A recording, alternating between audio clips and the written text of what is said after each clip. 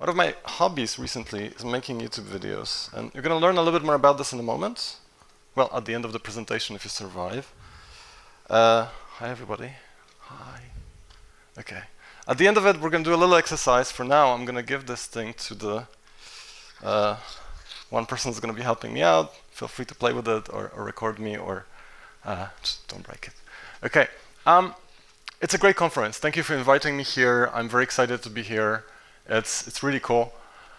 I spoke to many of you, well, some of you during the breaks yesterday and today, and one thing mostly came to my mind. So I was talking to this girl. Her name is Malena. Actually, it's a made-up name.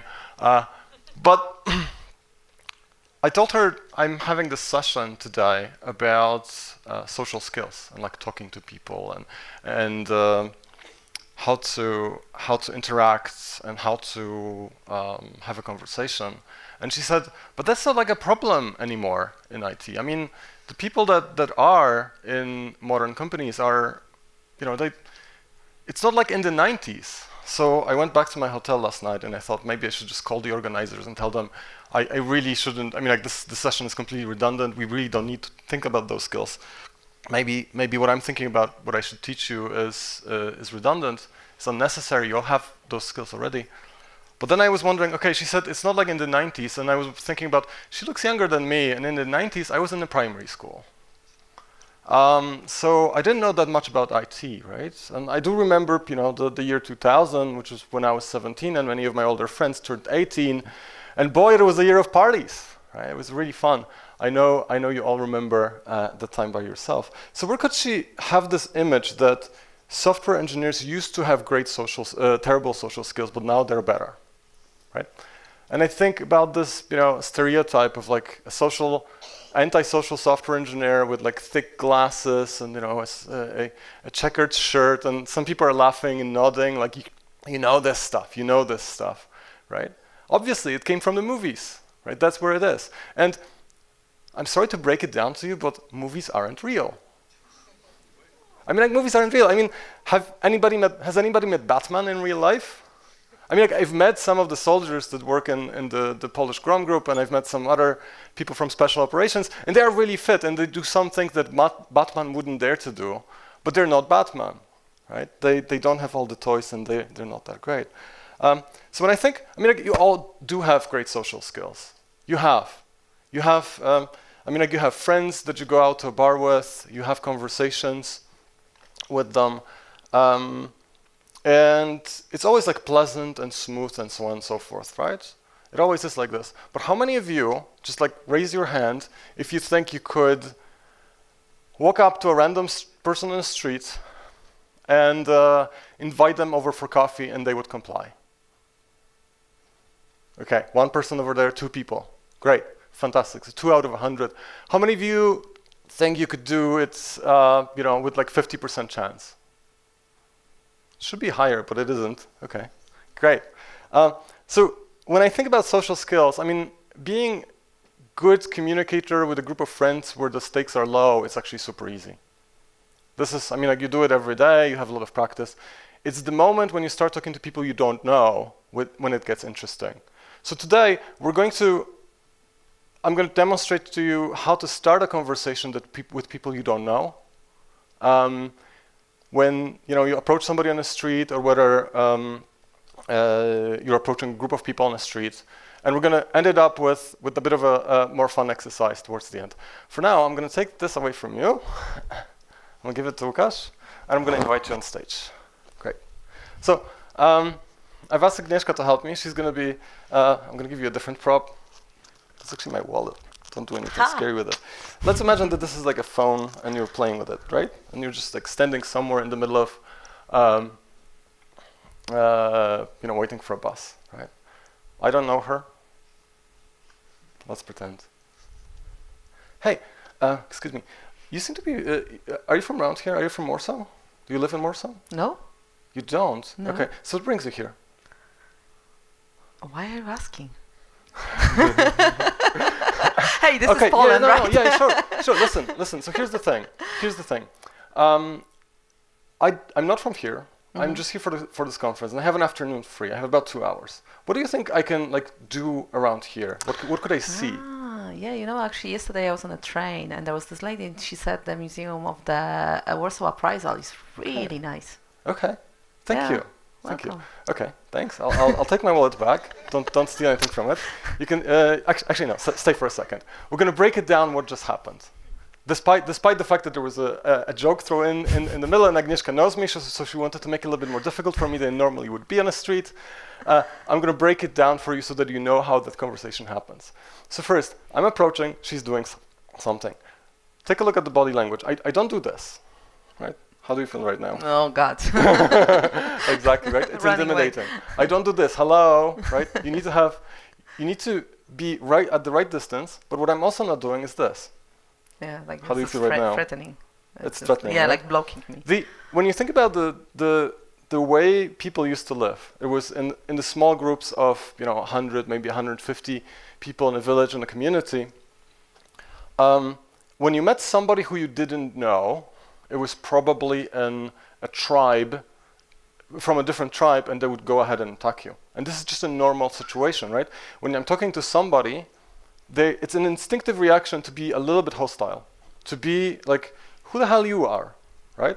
And that's exactly what Agnieszka did, even verbally. Normally people don't do it verbally, but in this case she did. You can notice that I'm leaning a little bit back. I'm creating an impression that this is just a temporary thing. There's a temporal limit, and I'm gonna walk away soon. That makes you a little bit more comfortable. And then I'm answering your question. You're asking like, why are you asking me, right? Mm-hmm. Normally, without this, I would just continue giving my speech, and I would say, hey, so I'm here just for 2 hours, which means I'm not going to be threatening for you for a long time, and I have some business to do. I'm not from around here, meaning I'm actually kind of safe. I'm lost, right? I'm communicating that this is safe. You don't have to be afraid of me. And then I'm just asking you a question about what could we do around here, right? And that's the moment when Agnieszka was like, okay, great. I met this person on a train, and we can have a conversation. Normally, what I could do and continue is I could just change topics. I'm like, okay, what are you doing here? Now that you told me that you're not from around here, what is your plan for the afternoon, right? How about we go for coffee? Right? Okay. Damn. Too soon. Give yourself a couple of minutes before you even go there. We don't have enough time to actually cover that part, because I want to move on to a second demonstration in which we're going to show how to approach a group of people. Because a woman alone, this is not a common situation, right? Typically, what you have is groups of people that you may want to approach and have a conversation with them. So I'm going to invite two more people on stage. There's going to be Łukasz and Radek, who gave the presentation just before. So you guys are, just around here talking, maybe waiting for a train, maybe something, right? What's up? And we're going to see what's the difference. It's okay. Going to this conference, weird stuff. Yeah, gosh. Yeah. Supposed to be. Yeah, come on. Supposed to be Hey guys, technical. hey guys, quick question. Are you from around here? Are you from around here? I'm just here. I'm at this conference today. It ends in about an hour, and then I have a few hours before my plane leaves. What can I do? Huh. That's an interesting question. Yeah, I didn't know. I look like a tourist office or something. I mean, with that thing, I don't know. Yeah. It seems like you're doing business. It seems like you actually know the city. I don't know. It's like my first time in Warsaw. Yeah, but what you're interested in? An interesting site, a museum, maybe. And you said you had 2 hours. Yeah. Go for coffee. Okay, great. Okay, we're gonna end at this, and we're gonna just break it down again. There were a couple of really nice things thrown in there. Next time I should pick people just straight from the audience so that people are not anticipating anything. So again, can you stand back just the way you did? Okay, so you guys are talking, I'm arriving, the same trick with the body language, right? The body language, I'm forceful enough to make you notice myself, but I am not part of the group. I'm not too close, right? The second thing is, how did you feel during this conversation? What did you notice? Actually, it was easier for me than the previous one because I felt comfortable having those guys next to me. Exactly. Yeah. At what point did I start talking to you? I don't know. That's a good question. Anybody noticed? Anybody who wasn't on my class on Monday? I didn't. That's the whole point, right? Because when you have a group of people and there's a woman in there and there are men, they feel the natural need to protect her. That's just a normal behavior. That's just like a standard human behavior, right? So the way you do it is you approach the tallest. You approach the leader of the group. You have to make the leader of the group comfortable. The rest of the group will follow. Only after that you can start talking to women. That's just. I mean, like now that you know it, it's common sense, right? Mm. It looks like it is common sense. Okay, thank you very much. Thank you. Thank you to them. That was brave. Thank you for throwing in a couple of things that make it a little more interesting. So we're going to talk about them. We're going to talk about them now. What can occasionally happen, especially if you have a group with a strong leader, as it was in this time, is that people will be sarcastic towards you, right? Like I don't know. Do I look like a tourist? In this case, you do want to diffuse it, and just picking on the jack and say, hey, you look like a businessman, and you're doing business here is actually pretty good. That does breaking at some point in time, early in the conversation, this taboo that we're not touching each other. I just like for a very brief moment, you didn't even notice I touched your shirt. Makes people a little more comfortable with you, right? I've shown everybody that I'm not threatening. I'm actually a fun guy. I can make jokes with you, and very quickly we can start having a conversation, right? A few minutes later, I could switch gears and switch topics and start asking you, so what it is that you guys are doing around here? What's your business right now? Do you have any time? You recommended coffee. How about we go for a coffee? Those things can happen. They're actually very much doable. Now, why am I teaching them to you, right? How frequently do you talk to people that you don't know very well, right? How frequently does that happen? Well, it happens every time when there's a high-stakes situation. You're approaching a new client. You have this meeting with the vice president of your company or the CEO of your company, right? You have an important one-on-one with your director, right? If you're not comfortable in social situations where stakes are low, like in this case, I'm just approaching somebody on the street, how can you be comfortable in the high-stakes situation? The analogy that came to my mind as I was thinking about it during the workshop on Monday, in which we went into much greater detail of how those things work, and we practiced, walking up to people and doing body language and starting a conversation. The analogy that came to my mind back then was that of sports. When you think about, anyone watched a match last night? Right? Some football fans around here. How long does a football match take? How long is it? 90 minutes, exactly, right? So do you think that who's the star right now? Lewandowski, that's his name, right? So how long do you think Mr. Lewandowski is exercising every week? How much is he playing? Is he actually playing football? Is it just like 90 minutes a Sunday? Right, twice a week? So it's like an hour and a half plus an hour and a half, and that's all you need to be like one of the top players in the world. That's being played millions, right? How many of you do sports? I've seen somebody here, I don't know who that was, who had an Ironman backpack. Was it you? No? Right? Okay, maybe the person is in the other room. But basically, you see me, you could do it. When you have people who do professional sports, it is a full-time job. It is like literally a full-time job. There's a massage in there, there's running, there's strength training. I bet you that Lewandowski and all the other football stars in the world, they not just kick ball. They do it, of course, right? But they also run, they get massages, they go to they lift weights because they need to have this power, they need to have the strength, they need to have the stamina, they need to have the cardiovascular energy, right? So when I think about social skills, when I think about those important presentations, the moments where it's make or break for your project because you're talking to somebody important, because you're talking to a client, I think about it this way. That's your 90 minutes, right? That's your 90 minutes. That's the performance. That's the moment when you're giving your best, right? And where's the rest of it, right? Where's the preparation, right? So think about those foundations. Think about the basics of talking to people. approaching people on the street, getting yourself comfortable being around and responding to situations like this when somebody says like, who the hell are you? How many times did you have a conversation with somebody high in the company and it's like, okay, what the hell is this project? You have to be able to diffuse those situations. You have to be able, like a situation where somebody just throws me a stone in my way, it's just normal, right? And you can't practice them, and especially, most importantly, you can practice your reaction to this. In a meeting when the stakes are high and your blood pressure is elevated, if you don't have the right instincts, you're going to behave bad. And if you have the right instincts, as can be demonstrated here, you just save the situation and it's easy, right?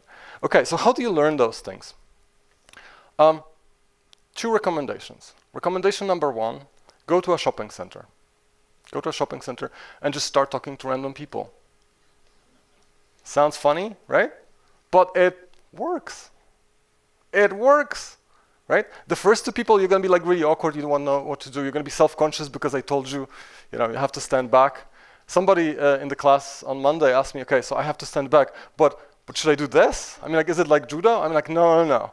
You have to lean back, maybe more than being aggressive. You want to not demonstrate aggression, right? And then experiment with it a little bit. What happens when I do actually walk, very straight and talk to somebody like this? How do they behave? What happens when I look at my foot when I'm talking to people, right? Experiment with this. Approach people. Shopping centers is the best place because people go to a shopping center for about 2 hours maybe, and they very rarely have a definite goal. Very few people just go there. I've always been wearing those jeans. I'm just going to take them with me out, buy. That's not how it works, right? People go there, they check things out, they try things out, and this. Now, 1 level up, approach groups of people in a shopping center, families with kids, older people, younger people. See how the dynamics of conversation when the groups are diverse works, right?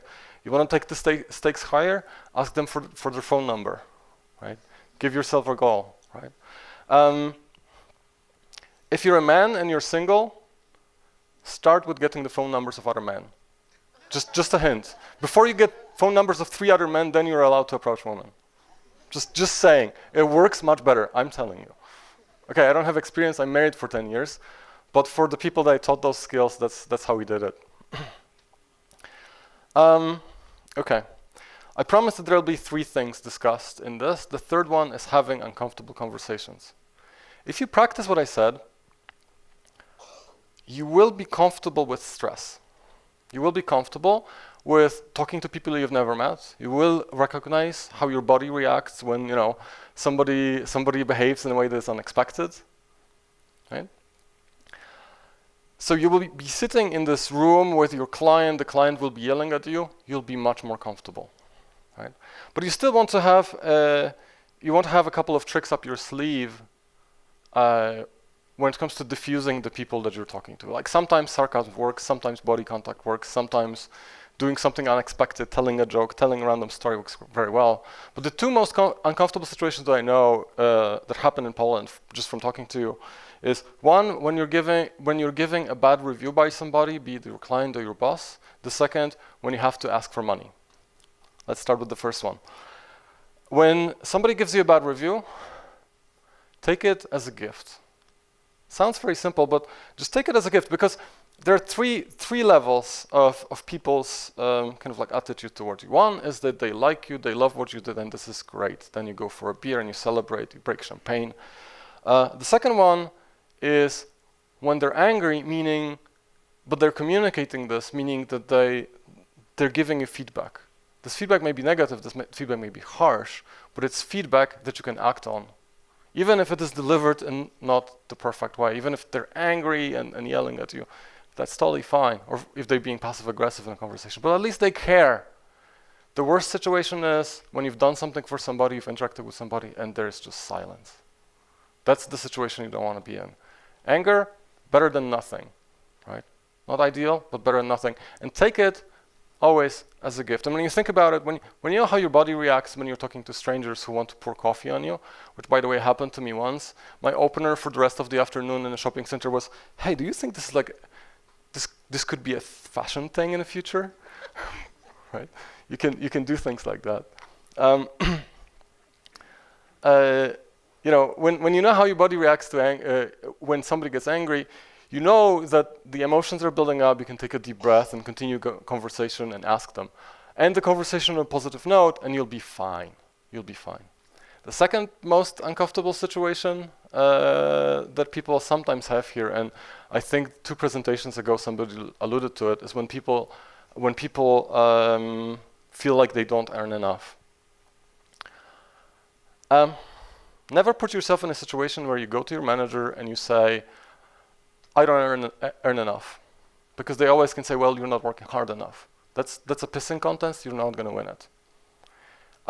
It's something, I can call it the Aikido trick. That's the term I learned from Agnieszka. I used to call it redirecting person against the wall. The way you want to have that conversation is you want to refer to higher values, right? You want to show that you're actually valuable in a company, and maybe your boss, it's up to him, but maybe your boss should consider giving you a raise. And the way you do it is you say, hey, do you think I'm being paid a fair market price, right? When somebody says, well, I think you are, you can say, well, are you sure? Can you please check it for me? I know you don't have the numbers on top of your head. And then leave it like at this. A couple of months later, when the round of raises comes, they'll remember that maybe you're the one that should be valued a little bit higher. That's a good conversation to have. Always, always, always, in those situations, just refer to something that they cannot disagree with, right? You're not asking for money. I don't care if I earn as much as I do right now. I don't care if I earn 10% more and 10% less. That's fine. I'll survive, right? But if you want to give me 10% less, well, you're hurting the economy. You don't want to do it, right? The economy's bad already. You don't want to hurt it more by giving me less money, right? And obviously, you want to be fair. Obviously, you want to be fair. So give me a fair market price for the time that I'm selling you. That's the way to think. And when you think about it, it's a conversation you should have with your manager roughly every 6 months. Because why not? You're just checking in, right? You're just following the market. Right? And I see some of you are laughing, but this thing works. It's a Jedi mind trick. Right? Okay. The main thing, the main message that I had for this for my talk is social skills, they're a foundation of everything that you do in your company, right? With the exception of writing code, everything else builds on the basic social skills of you being comfortable talking to other people, of you being able to communicate, of you feeling fine when there's 200 people watching at you, right? Or just 2 people or just 3 people. You have to train them. You have to keep those skills current. You have to keep talking to people you've never met, be it on a train, be it on a plane. How many of you sat on a plane for 2 hours next to somebody you never knew, and it's always this awkwardness in the air. It's just so much easier to break it and start talking to them. And maybe you're not going to talk for the entire 2 hours or 12 hours of a flight if it's to other part of the world, but it still makes it just so much more pleasant and so much easier to tell them, excuse me, could you move when I want to go to the toilet or something, right? If you broke the ice, you have to keep those skills current. Now, the way you keep those skills current, as I said, is by putting yourself in uncomfortable situations. So I feel fairly comfortable here. We're having a nice conversations. You guys are laughing. You pay attention to what I have to say. Sometimes you look at me. Sometimes you look at a bigger me. Hi. And I feel fairly comfortable approaching random people on the street or just groups of people. So to raise the stakes, I should say what I should do what I preach, right? So I told you at the beginning that I have this little toy here. I'm gonna take it from you right now. Is this thing actually working? It's doing something, I think. Hello. Great. So I started a YouTube channel in which you can find a lot of really strange videos. But appearing in front of a camera, hi camera, is something that I still don't feel comfortable with, right? So every week I take a day off from work. I actually work 80%, and every Friday I spend some time just trying to create something that is like borderline interesting, and then uploading it very publicly to YouTube. 10 people watch it, so it's a huge audience. Long way to go before I became a famous vlogger, but it's something, right? So you guys all gonna appear in my next video, as you can imagine. And we're gonna do a little bit of an exercise together, okay? I want everybody to stand up, right? And I'm pretty sure for most of you, you don't know who are the people on your left or on your right. So I want to, shake hands, exchange names, and tell what you do. Right? Great, fantastic. That looks great.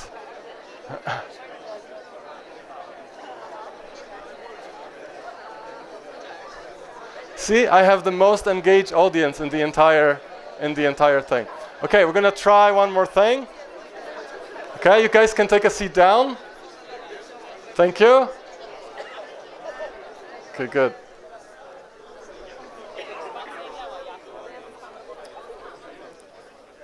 Okay, good. Thank you. You can take a seat down. I still have like a minute or two of the conversation, of the presentation. If you don't mind holding it for me for another minute, I'll pick it back up. You'll be in the video again. Good. I mean, obviously you're engaged, and it's so easy to just say your name and introduce yourselves. So I want to leave you with the last thing, the most useful advice possibly during this entire conversation, with the exception of going to the shopping market and shopping mall and talking to people. How to introduce yourself right? How many of you said what company you work for when you introduced yourself? Okay, a few of you. How many of you, when you talk to those people, recognize the name of the company? Okay, that's not a bad number, right? I work for Google, so for me it's easy. I mean, how many of you don't know what company I work for? Never heard of it? Okay, there's one person who's joking. 3 people who have sense of humor. Great. All of you are using it every day. When people ask you what you do, stating the name of the company is useful if the name is iconic and recognizable, but it also creates a little bit of awkwardness, especially when I say I work for Google. It's just such a heavy brand, right? So I try to avoid this. The way I introduce myself really depends on the context. Remember who you're talking to. When somebody that I met on the street asks me, so what do you actually do? I say, I make computer stock. Because I really, in a sense, make computer stock. When I talk to an engineer and I say this thing, they ask me, okay, so you work to like text to speech? That's the moment when I can explain to them that not really. I'm just working on natural language processing and responding with the natural language in the text, and the speech recognition and text to speech happens by somebody else. And I can go deeper that I actually only work on a limited domain, which is related to travel, booking a hotel, finding a flight. I'm really trying to tailor it and give people the hook to continue the conversation. When I tell you I make computers speak, it's actually interesting, right? It's in a way interesting. It doesn't precisely describe my work, but it does. It doesn't precisely describe my work, but it gives you a hook to ask me a question, right? And continue the conversation. It's this progressive disclosure that makes introductions and interesting. You make it interesting for the other person. When I'm at Google, I'm going to do it a little bit differently, right? I'm going to say that I'm part of the travel team within ads and commerce, working with the Google Assistant, because that's what's expected. It's a different context. It's the people who, when I tell them I make computers speak, they're just going to laugh at me because that's not a real thing that we do. So tailor this to your audience. So what I want to do right now, and we're going to film it again, I want you guys for about 10 seconds to think about how you can introduce yourself. Stand up. Thank you. And yes, you are appearing in my video. And I'm doing this because the glare makes you not visible. And I do want to show that there's plenty of you on here. I want you to talk to the same people that you did before, but think about an easier, smoother, simpler way of describing what it is that you do, okay? It's harder, right? Okay, and with that, I would like you to thank you for your attention.